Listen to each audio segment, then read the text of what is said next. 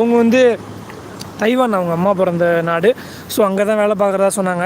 இது மாதிரி ஒவ்வொரு நாட்டு மக்களும் ஒவ்வொரு அவங்களுடைய எக்ஸ்பீரியன்ஸை என்கிட்ட ஷேர் பண்ணுவாங்க. அதை தான் நான் அவங்கக்கிட்ட சொல்கிறேன். உலகத்தில் இவ்வளோ விஷயங்கள் இருக்குது.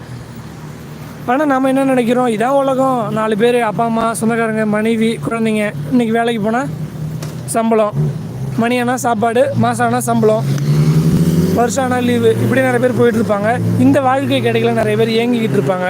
நீங்கள் எந்த நிலைமையில் இருந்தாலும் சரி சந்தோஷமாக இருக்க பாருங்கள். உங்களுக்கு தெரிஞ்ச விஷயத்த லைஃப்பில் பயன்படுத்திக்கோங்க. தெரியாததை கற்றுக்க பாருங்கள். 5 செகண்ட் இருக்குது, ஓடிடலாமா? தெரியாத விஷயத்த கற்றுக்க பாருங்கள். நிறைய விஷயம் புரிஞ்சுக்க பாருங்கள். லைஃப்பில் எவ்வளவோ இருக்குது. இதான் லைஃபு, இந்த வீட்டில் இருந்தால் இப்படி தான், அந்த வீட்டில் இப்படி தான் இருந்தால், அப்பா அம்மா பணக்காரங்களாக இருக்கணும், அப்படி இப்படி எதுவுமே கிடையாது. இங்கே ஃபாரினர்ஸ் நிறைய பேர் பார்க்கும்போது என்ன விஷயம் தெரிஞ்சுப்போம் அப்படின்னா, சிங்கப்பூரில் இந்த நிறைய கண்ட்ரி பீப்புள்ஸ் வரும்போது ஜுவல்ஸ்லாம் அதிகமாக போட்டிருக்க மாட்டாங்க. செலவு வந்து பார்த்திங்கன்னா சாப்பாட்டுக்கு கொடுக்கும், நல்லா சாப்பிடுவாங்க.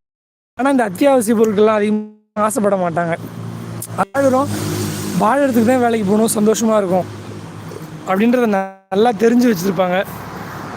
அது மாதிரி நீங்கள் எந்த வேலைக்கு போனாலுமே சந்தோஷமாக இருக்க பாருங்கள். அவங்க இதை நினச்சிப்பாங்களோ, இவங்க அதை சொல்லுவாங்க, இதை சொல்லுவாங்கன்னு தயவு செஞ்சு யோசிக்காதீங்க.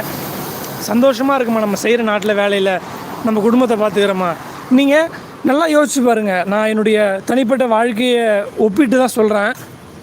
என்னோடய தனிப்பட்ட கருத்து தான் இது, என்னுடைய அனுபவத்தில் சொல்கிறேன். நிறைய பேர் எங்கள் ஊர் எடுத்துப்போம். எங்கள் ஊர் அழகான கிராமம். அந்த கிராமத்தில் என்னாச்சு அப்படின்னா, ஒரு பெரிய பணக்காரர், இன்றைக்கி ஒரு பணக்காரர், அவருடைய ஹிஸ்ட்ரி பார்க்கலாம். அவர் என்ன பண்ணுறாருன்னா, ஒரு சொந்த ஊரில் அப்பா இறந்துட்டாங்க. அப்பா அம்மா இறந்ததும் அந்த ஊரை விட்டு வெளியூருக்கு வராரு. வெளியூருக்கு வந்து என்ன பண்ணுறாருன்னா, ஒரு பண்ணையார்ட்ட வேலை பார்க்குறாரு.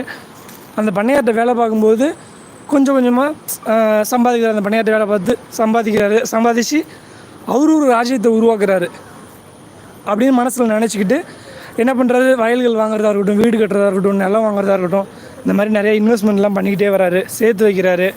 அதை எடுத்து குழந்தை பிறகுது, கல்யாணம் பண்ணுறாரு. அப்போது என்ன ஆகுது அப்படின்னா, சொத்து சம்பாரிச்சு தான் வைக்கிறாரு, எந்த பிரச்சனையும் இல்லை. அவர் பார்த்துக்கல, அவர் ஆரோக்கியமாக இல்லை, நோய்வாய்ப்படுறாரு.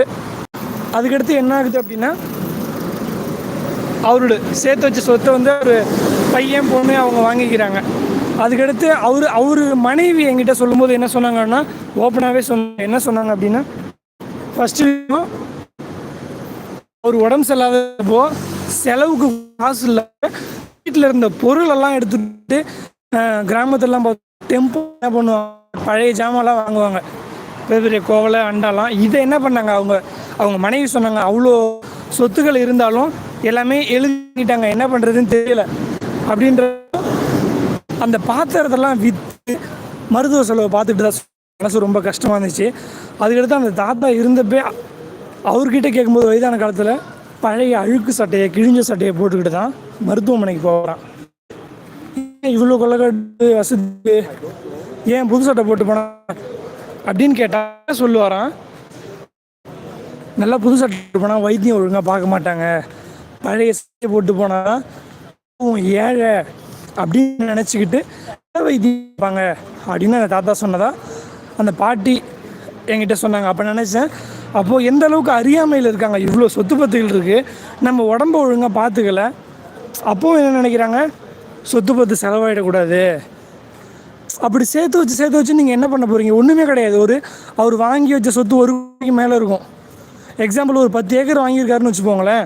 அவரோட பையன், நம்ம அப்பா 10 ஏக்கர் சம்பாரித்து வச்சுருக்காரு. அப்போ 10 ஏக்கர் நடுவில் ஒரு குழி நோண்டி அவரை புதைச்சி ஒரு கோவில் கட்டிடுவோமா, இல்லை ஒரு சமாதி கட்டிடுவோமா, அப்படிலாம் யோசிக்க மாட்டாங்க. 10 காணி வாங்கி வச்சா என்ன, 1/2 காணி வாங்கி வச்சா என்ன, எல்லாருக்கும் அந்த 6 அடி தான், அங்கேயே போட்டோம், அவ்வளோதான், முடிஞ்சு போச்சு. நானாக இருந்தாலும் சரி, நீங்களாக இருந்தாலும் சரி, நிரந்தரமே இல்லாத அந்த 6 அடி தான் வாழ்க்கை, வேறு ஒன்றுமே கிடையாது. அப்போது இதை நல்லா தெரிஞ்சு வச்சுக்கோங்க. சந்தோஷமாக இருங்க, உடம்பை ஆரோக்கியமாக வச்சுக்கோங்க. அவங்களுக்கு இவங்களுக்கெல்லாம் சேர்த்து வைக்காதீங்க. உங்கள் உடம்புல தெம்பு இருக்க வரைக்கும் தான் நீங்கள் மற்றவங்கள அது பண்ணலாம் இது பண்ணலான்னு சொல்ல முடியும். உடம்புல வலு இல்லைன்னா ஒன்றுமே பண்ண முடியாது. நல்லா தெரிஞ்சு வச்சுக்கோங்க. அப்போ அவர் சம்பாரிச்சார், நடுவில் ஒரு குயின் வண்டி போதிச்சு ஒன்றுமே கிடையாது. எல்லோரும் போகிற மாதிரி 6 அடி தான், நானும் சரி நீங்களும் சரி அங்கே தான் போகிறோம். இவ்வளோ சம்பாதிச்சு என்ன பண்ணாங்க? ஒன்றுமே கிடையாது. எதை தூக்கிட்டு போனாங்க? ஒன்றுமே கிடையாது.